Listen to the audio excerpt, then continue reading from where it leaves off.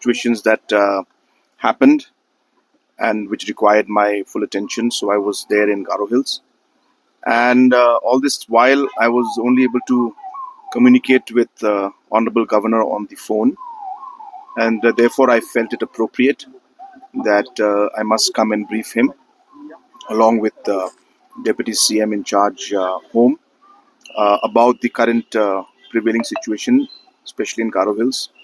Also, the different uh, incidents that led to the different law and order situations that we faced. So, a complete briefing on the entire matter was given to the Honorable Governor, and that was my basic purpose of visit. Number one, Governor has uh, after I briefed him, so he was of course much more aware about what happened, and so the briefing was basically just as I said, a briefing on the law and order situation. Regarding the arrest, see, we'll be very clear on this.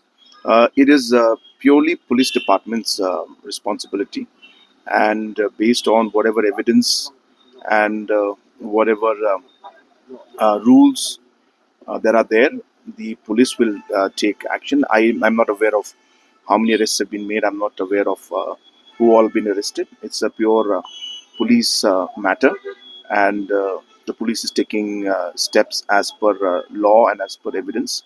So I think the SP there will be in a better position to reply to that, the different SPs. But those details are not with me. In terms of the violence and the different incidents have come down. There are some sporadic incidents that are there once in a while. Violence has come down, but we are keeping a close watch to ensure that there is normalcy should return.